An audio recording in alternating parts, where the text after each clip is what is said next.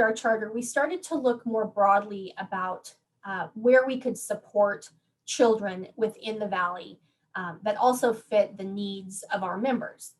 Putting on a camp each summer, was a lot of work. And to have women away from the home for 2 weeks at a time was also maybe an inconvenience, just given the expectations of women and their roles during the 1930s. So after we did those nutrition camps, we kind of transitioned away from one really, really big thing to hosting more regular opportunities for child welfare, if you will. So in the 1930s, we began a partnership with the St. Alphonsus Hospital System, and we helped to establish their auxiliary, which was essentially a fundraising and support arm for the hospital.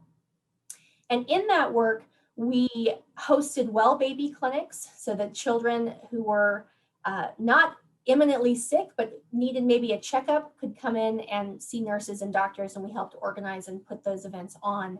And then we also hosted puppet shows, marionette shows, for some of the sick children who were in the St. Alphonsus Hospital System. That particular project was so successful that the other hospital in our area, St. Luke's, also took us up on the offer. So throughout the 1930s, we were providing puppet shows to children in hospital. And these shows would, document some of the more familiar nursery rhymes. And the work itself was so well received within the community that the prominent newspaper in the community, the Idaho Statesman, regularly reported on our efforts to put on these clubs and to put on these shows and to host the clinics. By the 1940s, as we're kind of gearing up to what is going to become World War II, our focus shifts slightly, and we do see our league trying to put on a big push for victory gardens, for supply drives to help support the war. So whether that was, scrap metal or rubber, we did engage in some of that work. After the war, while we're kind of moving into the 1950s in a time of prosperity across the United States, our focus again shifts. And so here we really start to see the opportunities emerge for working in the cultural field within the Treasure Valley. So supporting things like the local library, supporting the Historical Society by doing a variety of projects, and I can go into more detail on that later. And then also supporting the Art Museum. So that was another kind of early project partner that we worked with throughout the 30s, but more so as time went on.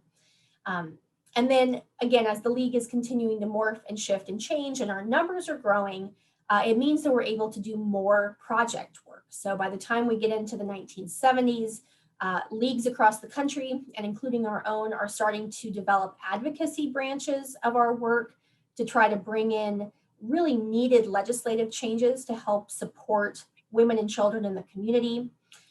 One of the biggest pushes that we did during that time and into the 1980s were changes to the adoption laws for children with disabilities. So there's laws here in Idaho that make it easier for people to adopt children with disabilities. There's a financial compensation component that was written into the law, and the Junior League really had a lot to do with that change. And then again, by the time we kind of round out the 20th century, our focus has again slightly shifted. We've always had this underlying thread of find that community need and fix it, find the solution to it. But as our league has grown and as those community needs have shifted, we were able to develop a process whereby we weren't just finding a solution to that need, but we were really developing an entire infrastructure to support a long-term and ongoing solution. So in the 1980s and early 1990s, the league is really instrumental in developing a lot of the institutions that Boise is known for today, including the Discovery Center of Idaho. It is the only hands-on science education center in the state. We helped launch the Learning Lab, which when we first developed this project, it was known as the Literacy Lab, and its focus was on adult literacy efforts. And then lastly, we also were very instrumental in helping to bring the Ronald McDonald House to Idaho, which is again an organization that helps support the families of children who are receiving care for very serious and grave illnesses in the hospital systems. So over time, the projects have really changed and morphed and shifted, but again, that underlying thread is visible throughout all of it. It's what's the need and what does that junior league solution look like? But currently, we are in the middle of a 10-year project and a 10-year commitment that we have dubbed Project 100.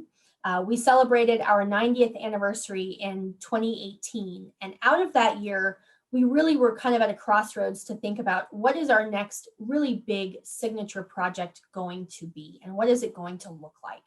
And in a way, we kind of went back to our roots. And as an organization, we voted on a project focus that looked at early childhood education as a community need. Right now, Idaho is one of few states that does not fund full-day kindergarten. In our development of Project 100, we really, again, wanted to go back to our roots. So this project's framework has allowed us to reinvest in past partnerships year over year. So each year we choose somebody, some organization, some entity that we have worked with closely in the past, and we look to them to help inform what their needs are currently. And we've made a commitment to provide a monetary donation to support that organization over the course of the year, in addition to serving as volunteers, which is, again, one of the real cornerstones of what our organization does. It's we provide volunteer service and volunteer support. And so right now we are currently recording these interviews in the summer of 2021. We have just launched our 94th year as an organization. We sit on the fiscal calendar that starts June 1st and ends May 31st. And so to date, we have reinvested in past partners, including the Discovery Center of Idaho. That was our first year for Project 100. Our year 2 partner was Family Advocates. This is an organization that has been really, really critical in helping support children going through the court systems in Idaho, particularly in the Treasure Valley and the surrounding counties, making sure that there is an advocate that is really looking out for the child's best interest in court proceedings. And then our year 3 partner, which we just were able to finish up with in a very strange year, with our global pandemic. But that partner was the Idaho State Historical Society. And then for year 4, we are actually currently in the works building out what the opportunities are going to look like to work with the Learning Lab. So they will be celebrating 30 years as an organization this year. And again, they started as a project for the Junior League of Boise. So looking forward, there are 6 more potential partnerships that we will be working with to reach our 100th anniversary, which will happen in 2028.